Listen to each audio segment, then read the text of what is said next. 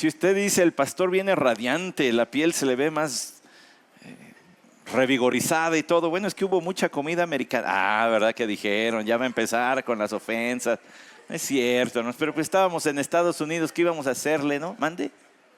Iba bien. Pues sigo bien. Mucha comida americana, como es notorio, en la pancita, ¿verdad? Entonces, le doy muchas gracias al Señor, hermanos. La verdad es que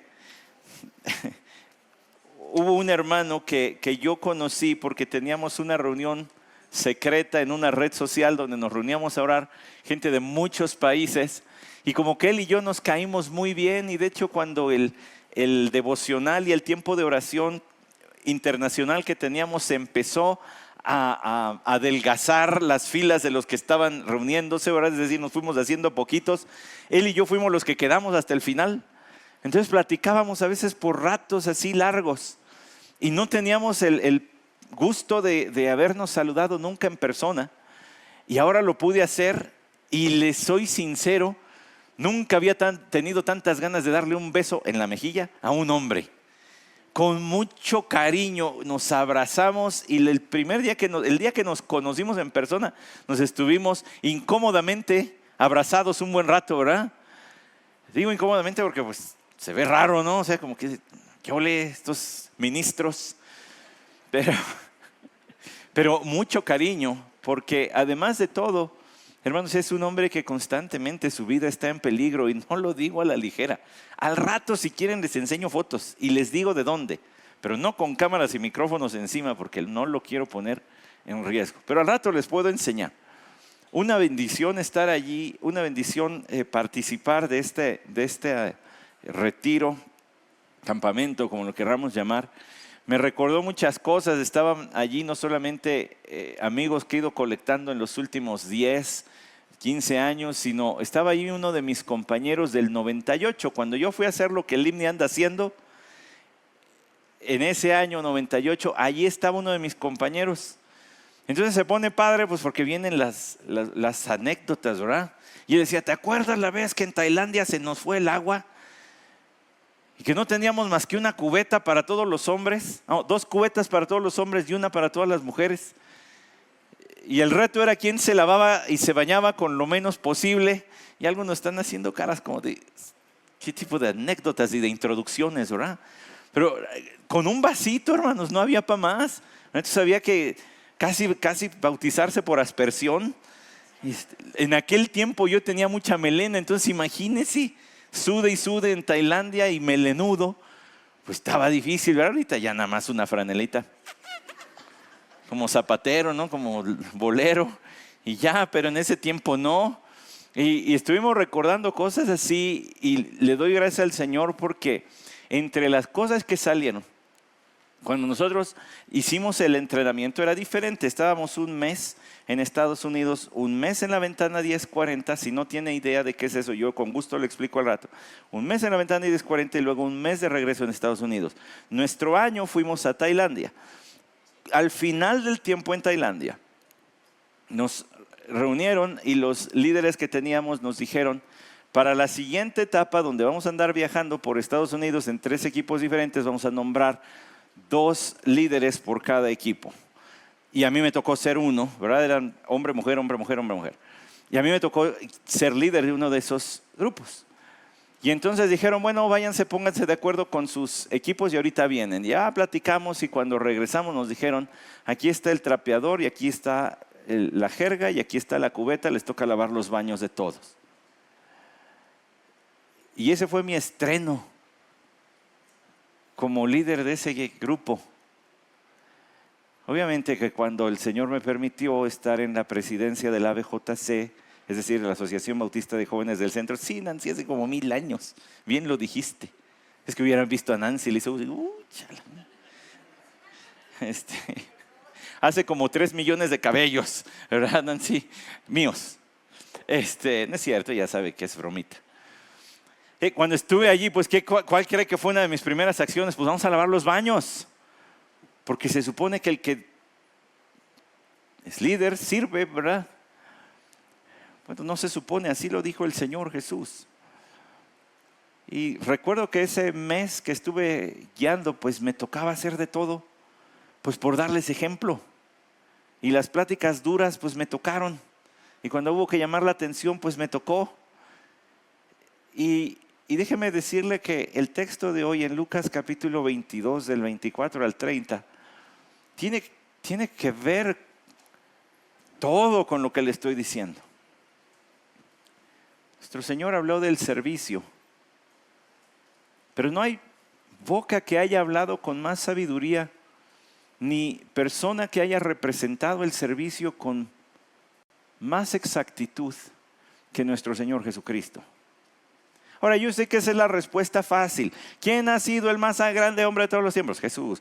¿Quién ha sido? Y sí, pues con que digamos Jesús ya la hicimos en cualquier virtud, pero yo espero que al analizar estos versículos, usted y yo crezcamos en nuestro entendimiento de la grandeza de nuestro Señor Jesucristo. Si tiene el texto de Lucas 22, vamos a leer del 24 al 30 y por respeto a la palabra de nuestro Dios, le voy a pedir, si le es posible, que se ponga de pie. Yo leeré, como usted sabe, en voz alta. Usted me sigue allí en voz baja. Lucas 22, del 24 al 30, dice así. Se suscitó también entre ellos un altercado sobre cuál de ellos debería ser considerado como el mayor. Y Jesús les dijo: los reyes de los gentiles se enseñorean de ellos, y los que tienen autoridad sobre ellos son llamados bienhechores. Pero no es así con vosotros.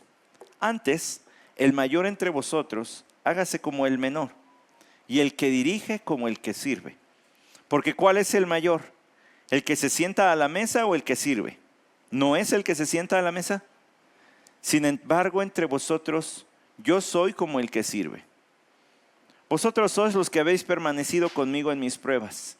Y así como mi Padre me ha otorgado un reino, yo os otorgo que comáis y bebáis a mi mesa en mi reino, y os sentaréis en tronos juzgando a las 12 tribus de Israel. Vamos a orar. Señor, bendice tu palabra con la dirección de tu Santo Espíritu en nuestro corazón para entender, para aplicar. Toda tu escritura es inspirada por el Santo Espíritu. Toda ella es útil cuando por medio de la comprensión en nuestro entendimiento, Señor, se transforma en actitudes, en deseos, en pensamientos y en acciones.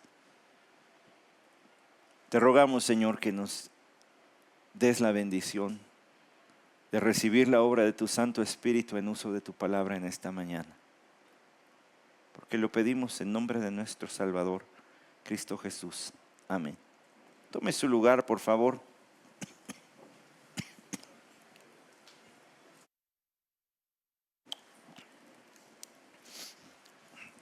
Mi padre era médico cirujano ginecobstetra. Pues hablaba con los términos propios de un médico, ¿verdad? Y a esta tosecita le decía: traes tos de perro. Perdónenme.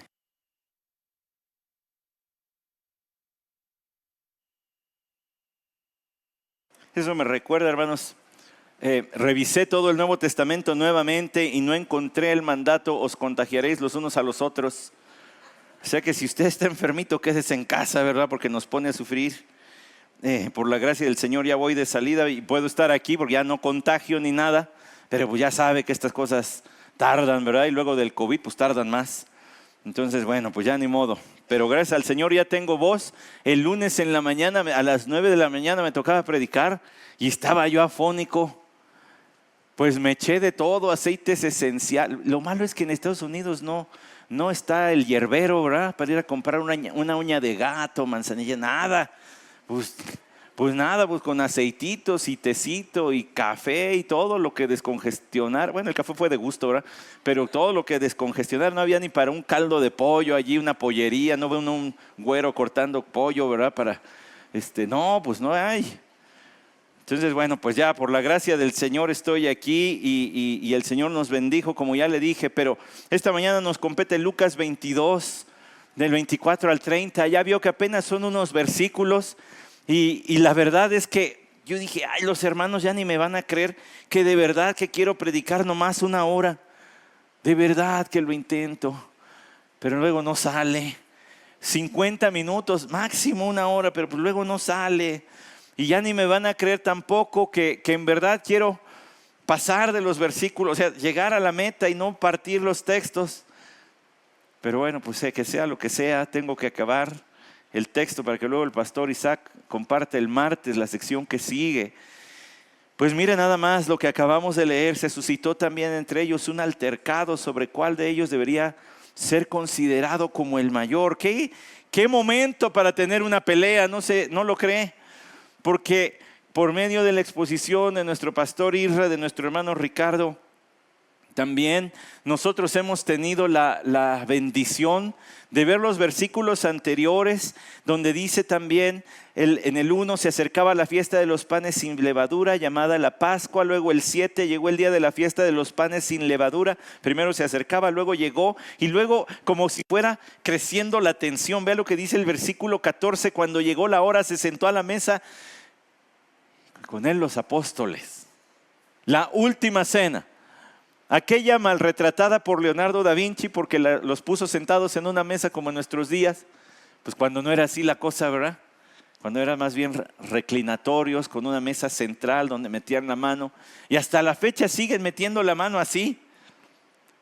Me tomé la molestia de preguntarle a mis hermanos con los que me vi en esta semana. Decía, sí, por supuesto, se pone la cosa, se sienta uno así con las... Pues yo no sé si me daría la flexibilidad para acompañarlos a comer, porque se sientan con las piernas cruzadas, en una de esas ya no me levanto. Pero ponen allí el platón de comida y están metiendo la mano. Y así comen. Yo veo la cara de sorpresa de algunos y no soy misionero. ¿No? Nada más desde allí ya vi que no voy para allá. Bueno, pues así comían. Entonces el Señor dice, se sentó a la mesa y con él los apóstoles. Y mientras que estaban celebrando la Pascua, en esta última cena del Señor, imagínense el olor, ¿verdad? La Pascua allí. Se había preparado el cordero pascual, así que cerca del olor a barbacoa. Las hierbas amargas también. El pan sin levadura. Ya el día estaba acabándose. Y estaban estos hombres. ¿Cuántos kilómetros habían recorrido ya con el Señor? ¿Cuántas anécdotas? ¿Cuántas evidencias de su divinidad, de su poder? Mire, yo creo que después de haber hablado de la santidad, usted y yo bien hacemos en seguir poniendo sobre la balanza el amor, la gracia de nuestro Señor, pero también su santidad. O sea, no solamente aquellos atributos que parecen tener un beneficio inmediato para nosotros, sino aquellos atributos del Señor que como diría un autor de apellido Bennett, pero no me acuerdo su nombre, él dice los atributos no domesticables de Dios. No se espante, lo que quiere decir es que hay algunos que nos acostumbramos y otros como que nos hacemos a un lado de sus atributos porque ni siquiera los alcanzamos a entender bien, como su santidad. Pero la propia santidad de Dios caminaba por las calles, por los caminos junto a estos hombres y allí estaban esta última cena, a horas de la crucifixión. Y miren nomás el tema que toman, miren nomás la actitud que se agarran. Se suscitó también entre ellos un altercado, un pleito.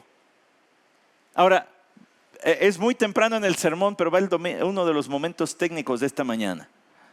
¿Sabe que la palabra altercado allí tiene también incluida, en el idioma original es una mezcla de la palabra amor con pelea?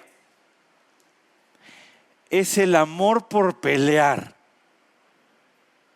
Es el gusto por discutir, por demostrarte que yo soy o que yo sé o que yo he hecho más que tú. La noche anterior a la crucifixión. Y estos empiezan a discutir entre ellos sobre cuál de ellos debería ser considerado como el mayor. ¡Qué interesante! la noche anterior a la crucifixión, y estos se ponen a pensar, ¿quién entre nosotros debe ser considerado como el mayor? ¿Y tú por qué? Al menos yo salí de la barca y caminé. Sí, pero te sumiste hasta que te sacó. Pues sí, pero al menos salí. ¿Se imagina? ¿Y ustedes por qué? Nada más han andado caminando. Ya vio que hay algunos que no se mencionan nunca, que hablan, ¿verdad? Se menciona a Pedro. Ustedes que son bien callados. Bueno, a lo mejor no eran, pero imagínense nomás. Se empezaron a echar allí, uno contra el otro. Ahora, no es la primera vez que esto sucede. Ha sucedido otras ocasiones, pero hoy quiero llamarle su atención a una en particular en el Evangelio de Lucas, que se parece a lo que estamos viendo. Váyase de regreso al capítulo 9, por favor. En Lucas capítulo 9, en el versículo 43 dice: y todos estaban admirados de la grandeza de Dios, mientras todos se maravillaban de todas las cosas que hacía. Jesús dijo a sus discípulos: haced que estas palabras penetren en vuestros oídos, porque el Hijo del Hombre va a ser entregado en manos de los hombres. Pero ellos no entendían estas palabras y les estaban veladas porque no las comprendían y temían preguntarle acerca de ellas. Es decir, les está diciendo: voy a morir. Cosa que ya había dicho en el mismo capítulo 9 antes, en el versículo 22, si alguno quiere venir en pos de mí. Pero antes dijo: el Hijo del Hombre debe padecer mucho y ser rechazado. Les dijo en el 9:22, debo padecer. Y luego en el 9:44 les vuelve a decir que va a morir. Ahora viene el texto más adelante, tremendo, versículo 51, y sucedió que cuando se cumplían los días de su ascensión, él con determinación afirmó su rostro para ir a Jerusalén. ¿Qué pasa entre las menciones del Señor, las profecías de su muerte y el camino hacia Jerusalén que empieza en el nuevo 51? Pues que dice allí en el 46, y se suscitó una discusión entre ellos sobre quién debía ser el mayor. El Señor les está hablando de su muerte, les está hablando que tiene que ir a Jerusalén a morir. Y ellos se ponen a discutir. ¿Y quién va a ser el líder? Si él se muere, ¿quién sigue?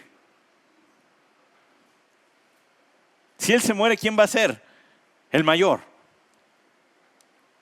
Ahora, estas son las predicciones del Señor, pero en el capítulo 9 está a punto, está a horas de ir a la cruz. Y sus apóstoles se ponen a discutir quién tiene que ser el mayor. ¿A quién se le debe? Note esa palabra. ¿Quién debe ser considerado? Sobre quién los demás deben reconocerle como el más prominente, el mejor entre ellos. ¿No le parece además interesante? Porque uno tiene que leer la Biblia pues con todo lo que sabe de la Biblia. Poco o mucho, con todo lo que sepa.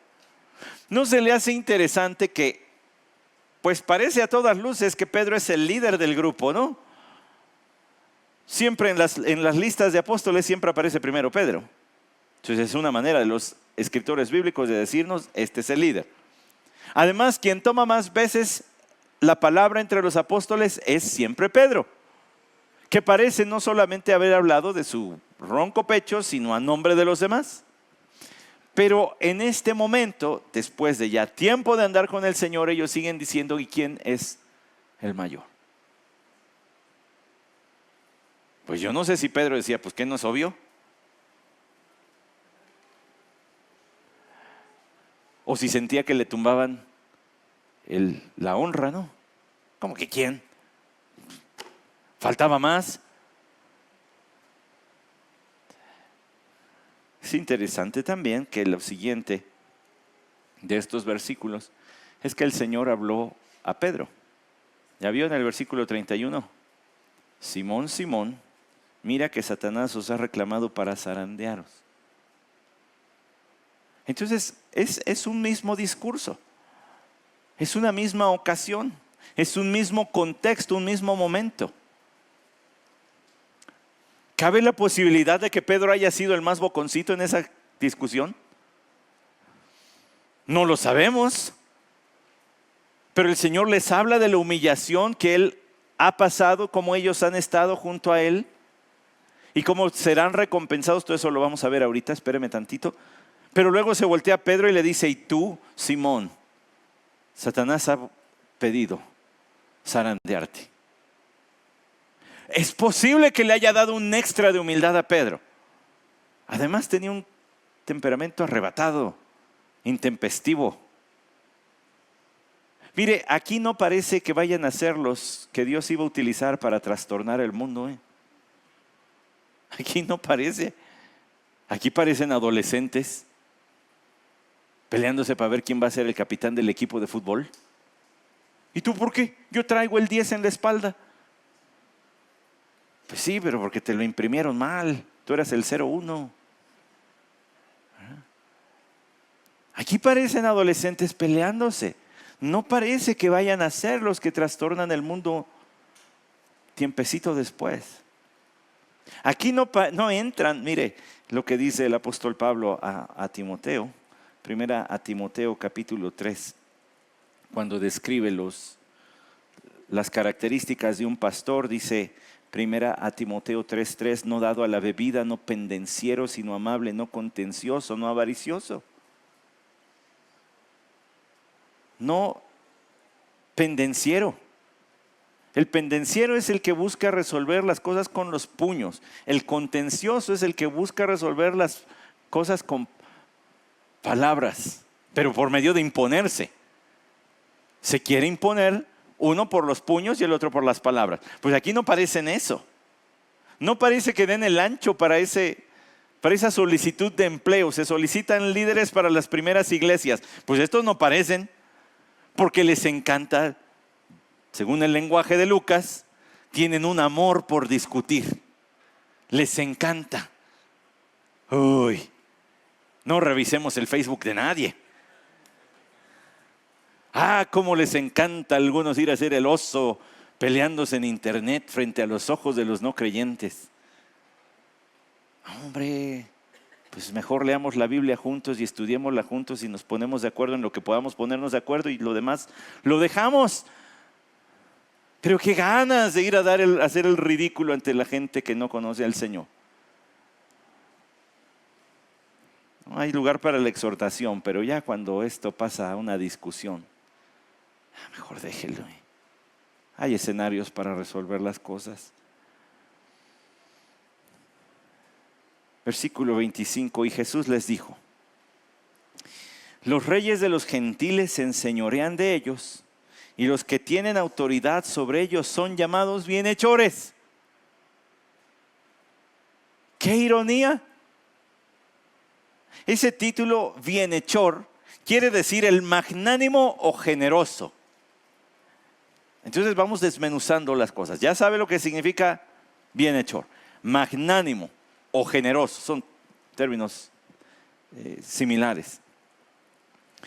Los reyes de los gentiles se enseñorean. Se convierten en los amos y señores. Los dominan. Ese enseñorear viene, ¿cómo suena en español también? Pero quiero que reflexione para que vea el tamaño de las palabras del Señor. La palabra Señor, con la que nos referimos a nuestro Salvador Jesucristo, hecha verbo, es lo que se ocupa aquí. Es decir, ellos se convierten, los tratan como si fueran amos y señores y dueños de sus vidas. Los reducen a aquellos que gobiernan a objetos.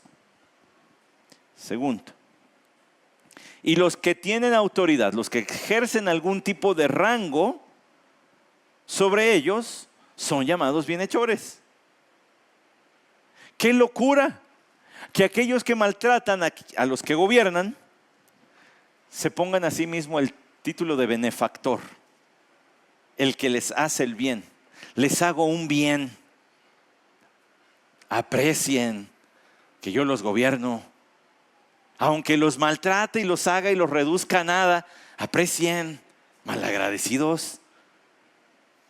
Los trataban como objetos y les cargaban duros impuestos y les exigían esto y aquello y se apropiaban de sus tierras con un tronar de dedos, los esclavizaban. Si veían la oportunidad, la ocasión, pero se decían los magnánimos, hombre, ni agradecen, soy tan generoso y ustedes no están contentos conmigo. Cualquier parecido con la realidad es mera coincidencia. Son llamados bienhechores. Se dice de Ptolomeo I y Ptolomeo II que se hacían llamar bienhechores, benefactores, el dador de bienes, el que nos hace favores. Dice el Señor, qué irónico, ¿no creen? Que aquellos que se enseñorean, que aquellos que son duros con sus semejantes, se cuelguen el título de los que hacen el bien. Pero no es así, no es así con vosotros. Este es uno de esos textos donde nos muestra que el reino de Dios, diría el salmista Javier López, es el reino del revés. Aquí todo es al revés. Aquí el que quiere ser mayor tiene que ser el que sirve. Por eso es que dice el Señor, entre ustedes no, entre ustedes no. El que quiera ser el mayor, pero no es así entre vosotros. Antes, el mayor entre vosotros hágase como el menor, y el que dirige como el que sirve. Voy con la primera frase. El mayor entre vosotros hágase como el menor. Y le voy a decir algo importante. Otro momentito técnico es necesario. Ni modo. Ahí va. Momento técnico. El menor, esa palabrita menor, se refiere a alguien de menor edad. El mayor entre ustedes se tiene que hacer como el más jovencito entre ustedes. Alcen su mano los hijos menores de alguna familia aquí. Lo siento mucho. Comparto su dolor. Oh, es que los hermanos mayores se hacen llamar benefactores. No, no es cierto. Pero los hermanos menores, ¿cierto o no? Ahí viene la escalerita bajando. Y primero pues te pasan la ropa, ¿verdad? Y uno dice, pero pantalones acampanados en los 90s. Pues ni modo, mijito, era de tu hermano. Ay, bueno, pues ya. Para empezar. Hay quien sí entendió los acampanados que ya regresaron por tercera vez. No los hubiéramos tirado. Pero las instrucciones se vienen pasando del mayor al menor, ¿cierto? No, hermanos chiquitos. Sí, compartan su dolor. No es momento de testimonio. Si yo me llamo Santiago y les comparto. No es tu momento de testimonio. Pero así van pasando. El menor se entiende pues que no le queda de otra. Y en aquel tiempo era peor. Le voy a poner un ejemplo bíblico. Llegó el profeta del Señor y le dijo al padre de la familia, no voy a revelar los nombres porque quiero cautivarlo con la historia. Le dijo al padre de la familia, uno de tus hijos es señalado por Dios como rey, tráemelos. Y hizo traer a sus hijos y pasó el más guapetón y grandote. No, pues este no. Ay, caray, bueno, pues, perdón. Y pasó el siguiente, el más musculoso, este tampoco. Va para allá. Hasta que se acabaron los hijos. Pues que no tienes otro. El Señor dijo que uno de tus hijos, ya pasamos por todos. Ah, sí. ¿Cómo se llama? Ah, no dice allí cómo se llama. Pero mandaron a traer al más jovencito, a David. Porque estaba haciendo la tarea más sencilla de todas. La de ir y cuidar las ovejas. La labor más sencilla, la que para qué ocupo a mis muchachos grandotes y fuertes, pues mejor me agarro a cualquiera puede. Y hasta la fecha, bueno, platicando con gente de campo, siguen diciendo que es así. Al más que todavía no desarrolla muchas habilidades ni mucha fuerza, pues se le da la cuidar ovejas. Conocí un verdadero vaquero, un cowboy, y me dijo, es difícil cuidar caballos. Porque allí sí te da un jalón y te anda tumbando un dedo la cuerda o algo así. Pero las ovejitas no tiene problema. Entonces tráete a David. El menor de edad se le daban las tareas más bajas. Pues aquí el Señor Jesús dijo, no es así, antes el mayor entre vosotros, hágase como el menor. No tienes la obligación social de hacer las tareas del que es menor que tú, pero hazte como él. Es una santa disposición del corazón, la actitud del servicio, de hacer cualquier tipo de tarea. Pues no me toca, pero si se necesita mi ayuda, pues lo hago. Lejos esté de cualquier pastor de esta iglesia ponernos nuestros moños y decir, ay, cargar las sillas. No, hermano, tienen que pasar las páginas de las Sagradas Escrituras de un lado al otro. No, pues éntrele, mi hermano. E igual con todos. No hay tarea demasiado baja para usted y para mí, sea hombre o sea mujer. Mire quién estaba diciendo estas cosas. Si las letras están en rojo, es que es la propia boca del gran Señor Jesucristo el que estaba diciendo estas cosas. Y obvio, desde que leímos el texto, yo creo que usted se imaginaba que tarde o temprano íbamos a visitar Filipenses capítulo 2. Pues ni modo que no. Si está el ejemplo de nuestro Señor Jesucristo en Filipenses capítulo 2, dice de nuestro Señor: nada hagáis, versículo 3, por egoísmo o por vanagloria, sino que con actitud humilde cada uno de vosotros considere al otro como más importante que a sí mismo. Aquellos estaban pensando en quién va a ser considerado el mayor, dice Pablo, pues consideran al otro como mayor a ustedes mismos. Dice, no buscando cada uno sus propios intereses, sino más bien los intereses de los demás. Haya pues en vosotros esta actitud que hubo también en Cristo Jesús, el cual, aunque existía en forma de Dios, no consideró el ser igual a Dios como algo a que aferrarse, sino que se despojó a sí mismo tomando forma de siervo, haciéndose semejante a los hombres y hallándose en forma de hombre, se humilló a sí mismo haciéndose obediente hasta la muerte y muerte de cruz. Obviamente usted sabe que no voy a predicar de esto porque no salimos de un solo palabra de este texto, pero sí quiero que vea lo siguiente. Pablo les dijo, haya en vosotros esta actitud. ¿Por qué dijo esto Pablo? Lo que me encanta del Nuevo Testamento, y ahora leyendo Hechos otra vez, pero insertándole las cartas más o menos cuando fueron escritas, uno se va dando cuenta de muchas cosas. Y aquí en Filipos había problemas.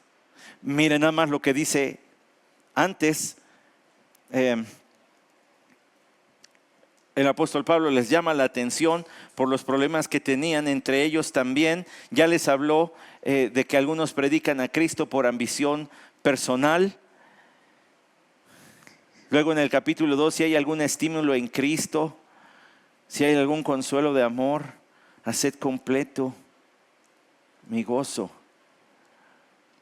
Bueno, pues el apóstol Pablo les estaba diciendo, manténganse en unidad. Parece que había problemas entre los filipenses. Y más adelante les dice, ruego a Evodia y a Síntique que ya se pongan de acuerdo. Estas hermanas que han luchado conmigo y ahora están todas peleadas. Es que ¿sabe qué me encanta? Que el apóstol Pablo no se sentaba en un escritorio bien barnizadito, bonito, con sus diferentes plumas de todos colores a escribir las cartas, sino que escribía desde el contexto de la necesidad de las iglesias o de los individuos. Lo que estaba sucediendo daba pie a lo que iba a escribir. Y entonces les escribió, pues porque había problemas. Miren a Cristo para que se dejen de andar reclamando sus derechos. Miren el ejemplo de Cristo. Por supuesto que el Señor es el centro de la predicación cristiana siempre. Y en su humillación, el Señor Jesús nos dio muestra del tipo de humildad que Él demanda. No sé si ya se ha puesto a pensar en esto. Yo confieso que no lo había pensado hasta hace algún tiempo y hace poco lo volví a retomar. Una maravilla de libro escrito por un hombre que se llamó Andrew Murray. Y él escribió mucho acerca de la oración, pero también escribió acerca de la humildad. Y él dijo lo siguiente: escucha las palabras de nuestro Señor cuando habla de su relación con el Padre y cuán incesantemente utiliza los términos no, nada, por sí mismo.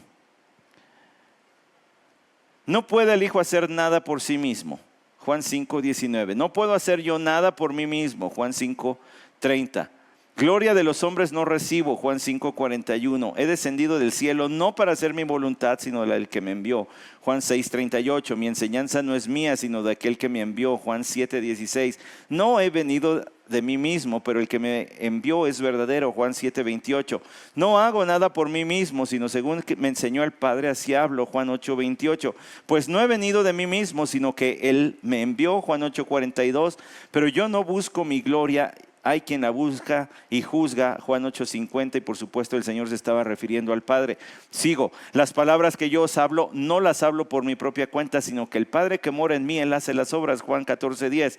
La palabra que habéis oído no es mía, sino del Padre que me envió. Juan 14:24. Continúo con Andrew Murray, que menciona estos textos. Él dice: esta vida de entera abnegación, de absoluta sumisión y de absoluta dependencia de la voluntad del Padre, Cristo la encontró como una vida de perfecta paz y gozo.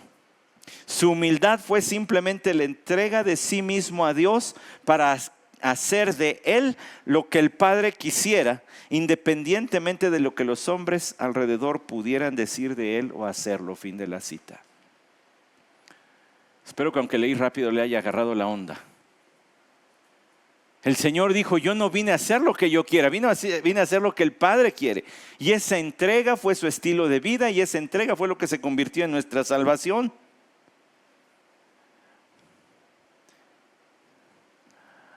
Fue la humildad de Cristo lo que dio a luz la salvación, de acuerdo a Filipenses capítulo 2, lo leyó.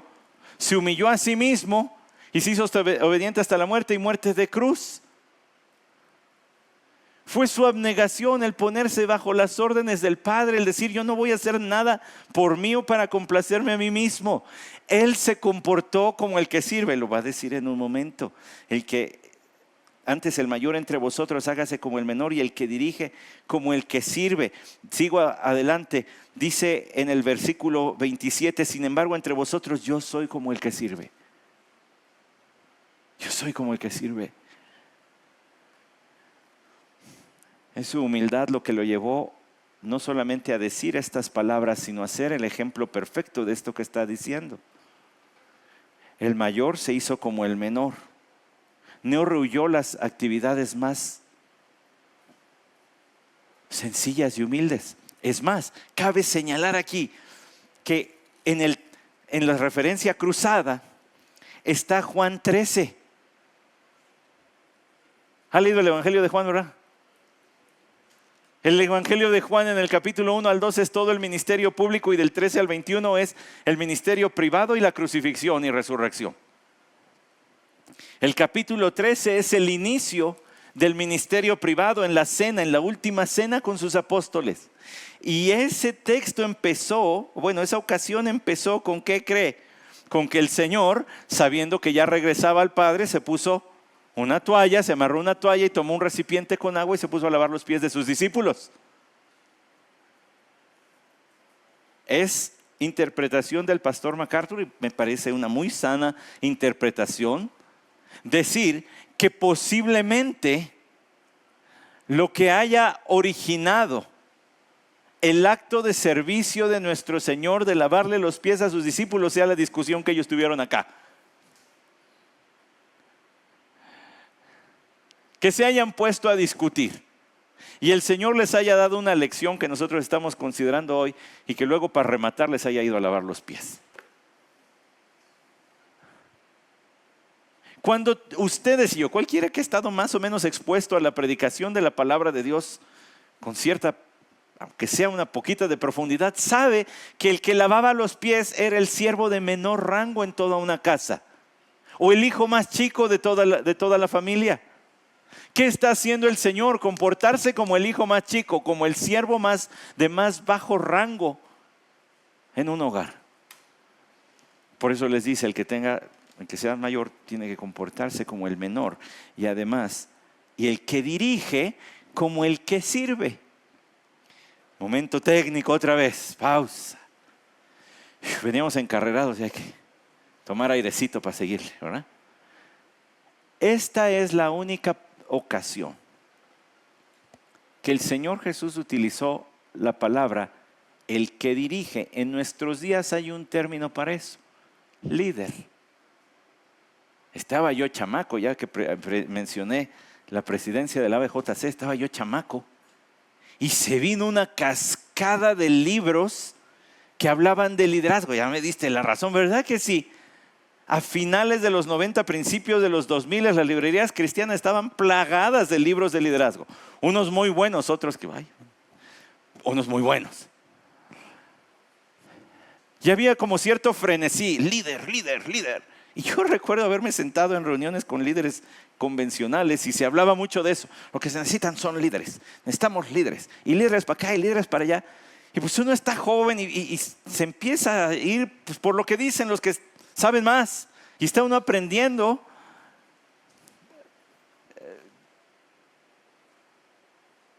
Pero el Señor se encarga de ponerte los pies sobre la tierra y más bien lo que se necesitan son siervos. No el que quiere sobresalir, no el que quiere mandar, sino el que quiere servir.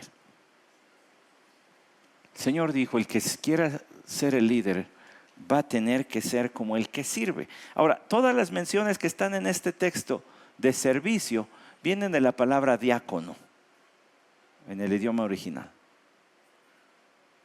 Es uno con una disposición. Es la segunda vez que utilizo esa palabra, porque me la tuve que poner en la mente. Una disposición del corazón para servir. Tiene la inclinación. Y si no la tiene, se forza a la luz de estas palabras. El servicio no nada más es porque me nace. Es porque el Señor dijo. Si me nace o no, ese es otro asunto. Pero ya sé, entonces por obediencia lo hago. Aunque, si el Espíritu de Dios está obrando en mí libremente, estoy sujeto a través de la palabra al Señor, entonces seguramente Él produce el fruto que lleva que es el amor que lleva al servicio. Servíos por amor los unos a los otros, dice la Escritura. Si hay amor en mí, voy a querer servir. Todavía está conmigo ahora. Porque yo veo ahí el reloj y me queda la mitad del texto. Entonces voy a necesitar que me regale mucha atención o nos vamos a las 3, lo que usted prefiera. Mejor me pone atención. Ok, los entendí. Versículo 27. Porque ¿cuál es mayor? ¿El que se sienta a la mesa o el que sirve? ¿No es el que se sienta a la mesa? Es decir, no lo digo en un ánimo peyorativo ni ofensivo, ¿verdad? Pero cuando uno va a un restaurante a comer, pues viene un mesero y se dice que está atendiendo o sirviendo su mesa. Se entiende el término que estoy usando, ¿verdad?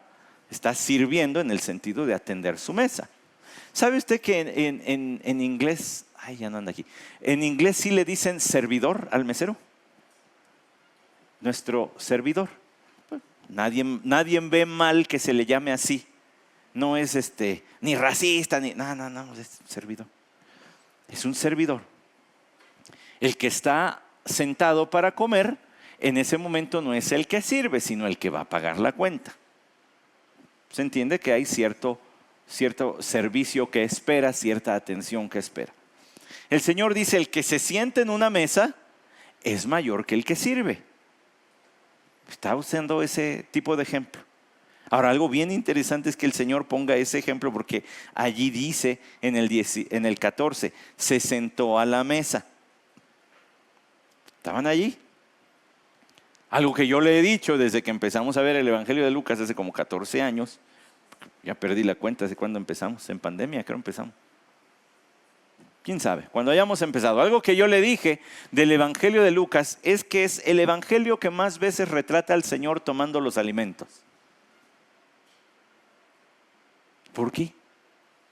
Abrazo triple, nos vamos a tomar de las manos los tres para abrazar a quien me diga por qué Lucas retrata al Señor comiendo tantas veces, más que los otros apóstoles. ¿Porque a Lucas le gustaba la comida? No. Me vienen a abrazar al rato, ¿no, hermanos? Porque yo le voy a decir la respuesta. Porque Lucas es el evangelio que presenta a Jesús como hombre. Y con su necesidad de hombre. Claro que por representarlo así, también nos habla de que como una persona normal comía, pero también sus encuentros son significativos a la hora de comer. Por ejemplo, en la casa de Simón, en la casa de Mateo. Y por supuesto esta. Entonces él pone ejemplo de el que se sienta a la mesa es mayor que el que anda sirviendo. Sin embargo, final del versículo 28, entre vosotros yo soy como el que sirve. Entre ustedes yo me he comportado como su servidor. Y no lo dijo como lo decimos los mexicanos, seguro servidor, no. Eso es una formalidad aquí. Él lo dijo porque sí se puso a servir. Es más, ¿sabe usted que el Evangelio de Marcos, ya ve que hay hermanos que son bien estudiosos y nos ayudan a discernir lo que está aquí? En el capítulo 10, en el versículo 41, algunos eruditos bíblicos coinciden que este es el texto que mejor resume el Evangelio de Marcos. Si usted cursó Panorama del Nuevo Testamento con el pastor Philly, esta era pregunta de examen, ¿verdad? Y si no, pues apréndaselo de todas maneras. Porque ni aun el Hijo del Hombre vino para ser servido, sino para servir y para dar su vida en rescate por muchos. No vino para ser servido, sino para servir. Se hizo siervo.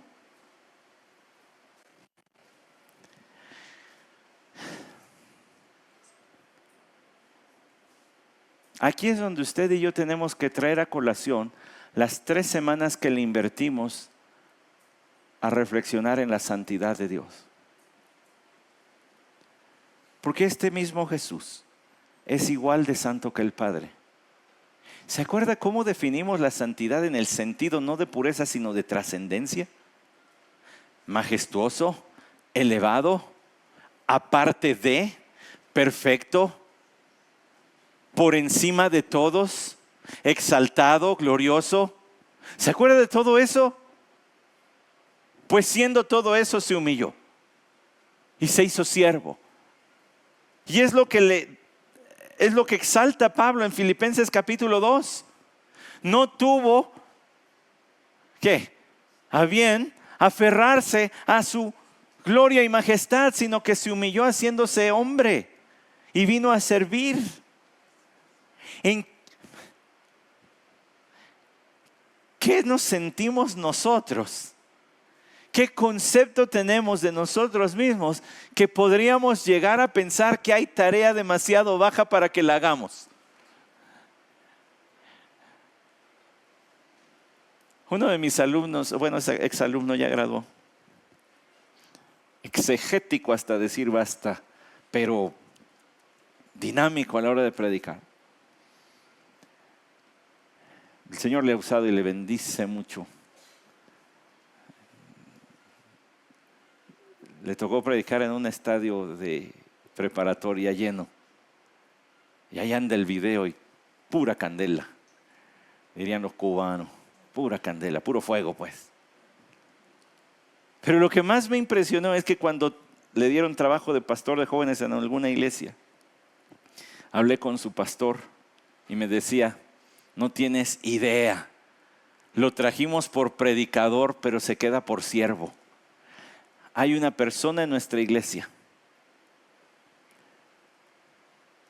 que empezó a asistir, no creyente, pero siempre venía con la ropa muy, muy sucia y despidiéndolo.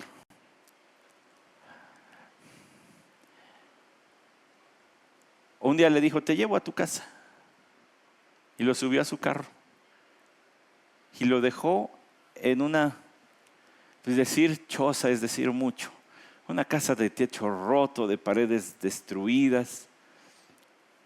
Y el piso, dice, era indescriptiblemente sucio.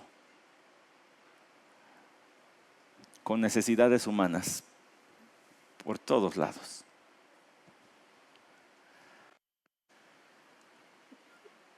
Y le dijo a su esposa, nadie debe ni puede vivir así.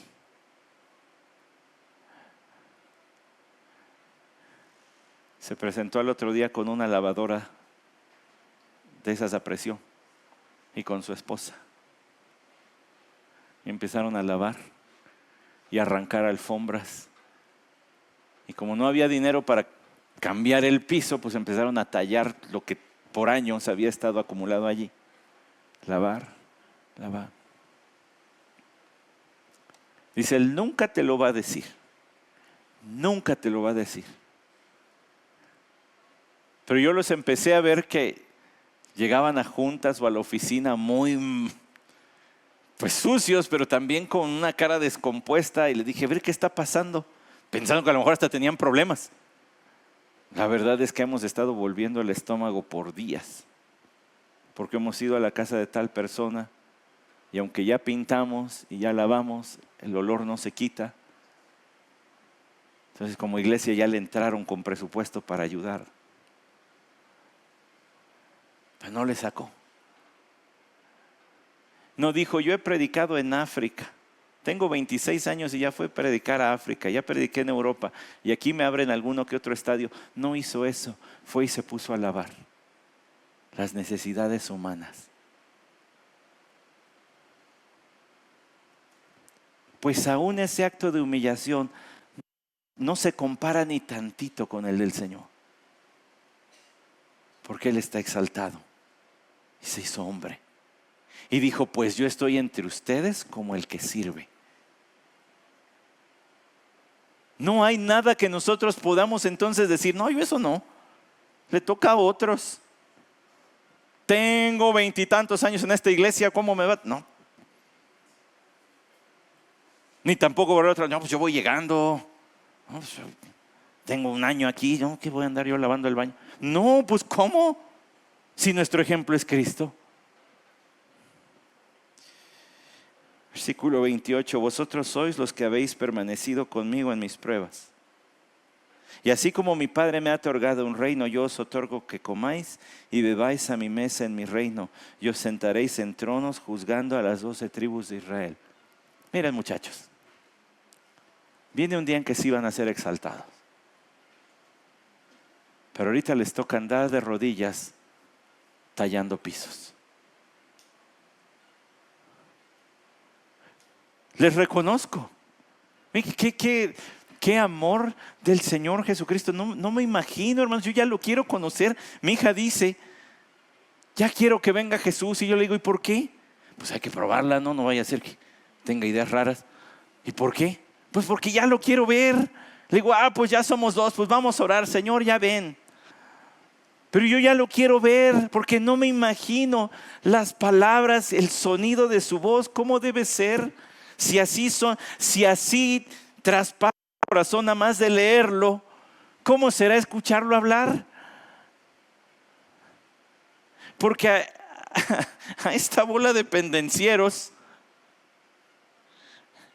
les echó una floresota.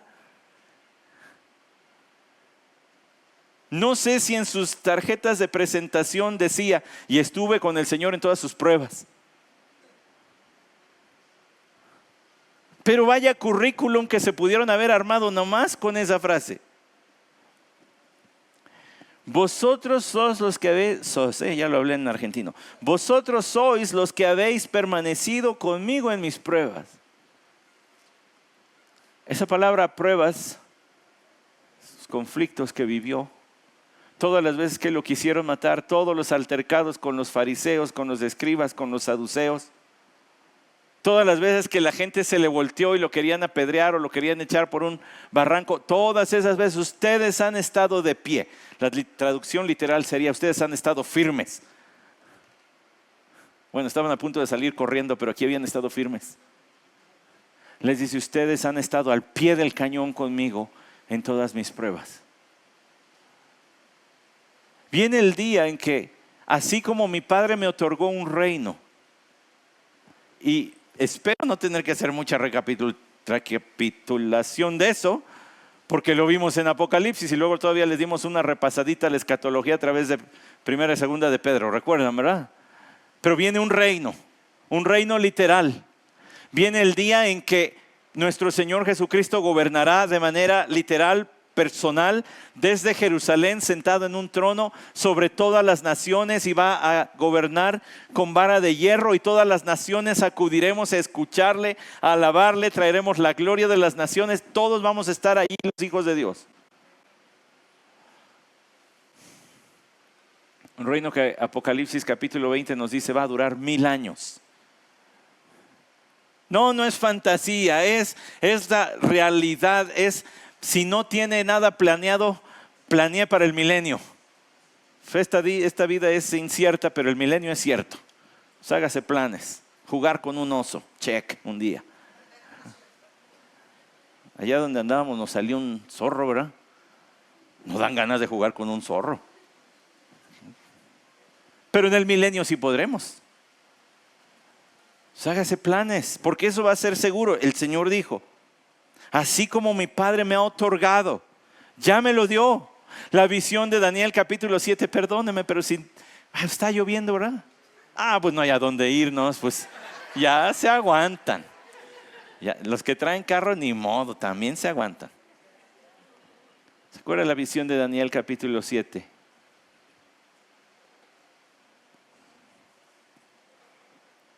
Después de haber visto los imperios del mundo representados en bestias, porque el poder convierte a muchos en animales, por eso están representados como bestias, y se vuelven feroces, destructivos. Entonces miré, y aquí el anciano de días. Y se acercó uno con semejanza a hijo de hombre. Y recibió de él, ¿qué? Todo poder y autoridad. Y va a desmenuzar todos los imperios del mundo y va a poner el suyo. No nos había tocado la caída de un imperio. Nos está tocando. Pero se van desmoronando poco a poco. El Señor los va a aplastar al último imperio, que es el del anticristo, para traer su reino bendito de bendición y de alegría y de paz y de justicia verdadera. No deje que el paso de los minutos borre lo que ya hablamos, porque Él empezó hablando de los gobernantes del mundo. Y dijo, los gobernantes del mundo se enseñorean. Y aún así se adjudican el título de benefactores. Pero mi Padre me ha dado un reino a mí. El reino del que tanto habla el profeta Mateo. El reino por el cual vivimos. El reino del cual ya somos parte. El reino que está, dijo el propio Señor Jesucristo. Ya no puedo leer tanto versículo. El reino que dijo el Señor Jesucristo está entre vosotros. Porque ya nos puso bajo su dominio, en sumisión a Él. Ustedes ya son parte, el reino está entre ustedes, pero viene la otra parte del reino, la que ya va a ser para siempre cuando Él gobierne. Ese es el reino que Dios le ha otorgado.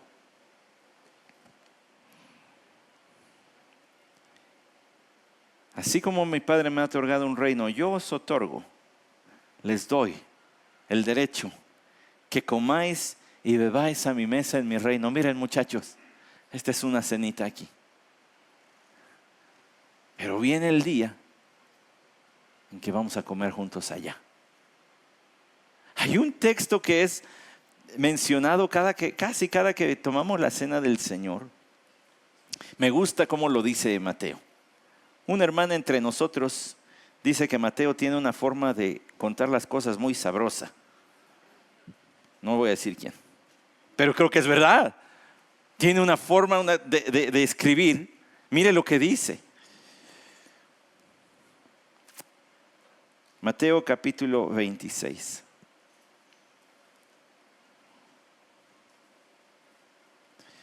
Versículo 27. Y tomando una copa y habiendo dado gracias, se la dio, diciendo, bebed todos de ella, porque esto es mi sangre del nuevo pacto, que es derramada por muchos para el perdón de los pecados.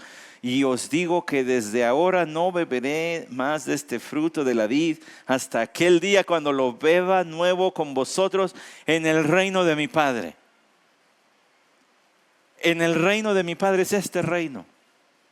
Y así como el Padre me ha dado un reino, yo les he dado a ustedes, que comáis y bebáis a mi mesa en mi reino. Viene un día, hermanos, cuando el Cordero que fue sacrificado por nosotros, Él impartirá la cena. Y comamos a su mesa. Y yo le dije hace rato, en el Evangelio de Lucas se retrata muchas veces a Jesús comiendo, porque estaba teniendo comunión con las personas. Y en el día en que estaremos allí, en comunión con Él, y os sentaréis en tronos, juzgando a las 12 tribus de Israel.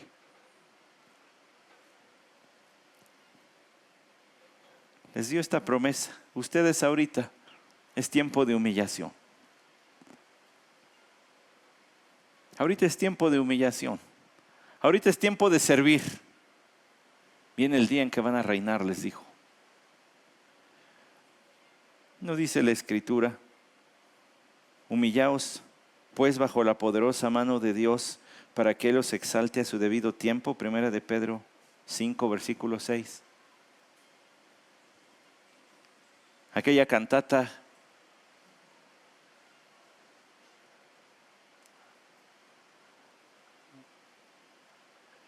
que dice: humíllense ante la presencia del Señor y Él los exalta. Quiero alabarte. Tenía un himno que hablaba solamente de eso. Hoy es tiempo de humillarse y dejar que el Señor haga lo que quiera con la exaltación. A los apóstoles se les dijo que van a reinar con el Señor, pero usted tiene la promesa de Apocalipsis 20, versículo 6. Bienaventurado y santo es el que tiene parte en la primera resurrección. La muerte segunda no tiene poder sobre estos, sino que serán sacerdotes de Dios y de Cristo y reinarán con Él por 1000 años. Para cerrar, déjeme decirle esto. Qué maravilla de Salvador y de Señor tenemos. Que de una discusión, un problema allí entre amigos, traspoló la conversación hasta su reino, hasta la escatología. ¿Sabe qué le quiebra la espalda, la columna vertebral al orgullo? La segunda venida de Cristo y su reino milenario, donde todo poder se concentrará en uno solo. Y eso nos pone a todos los demás al mismo nivel. ¿Qué le hacemos? Mejor así, porque solo uno lo merece, solo uno es digno y solo uno puede sobrellevar la carga de tener toda autoridad sin que se vuelva loco. Ese es nuestro Señor. Qué gran Salvador. Hermano, sirve. Hermana, sirve. Eso es lo que hacen los seguidores de Jesús. Señor, gracias por tu palabra. Nunca acabaremos de hablar de tu grandeza. Nunca acabaremos. Y tenemos toda una eternidad por delante. Cuando esta niebla se haya disipado, cuando esta flor se haya marchitado, entonces vendrá toda la eternidad para seguirte contemplando como eres, conociéndote como eres,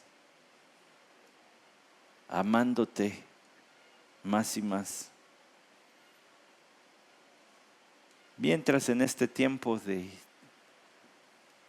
vida, permítenos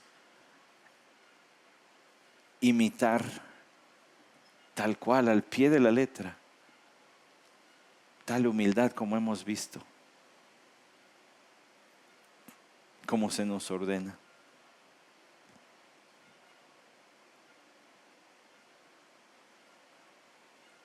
¿Quiénes somos para reclamar algo? ¿Qué nos creemos como para negarnos? Antes bien, Señor, te pertenecemos. Trae gloria a tu nombre. Sella tu palabra en nuestro corazón. Amén.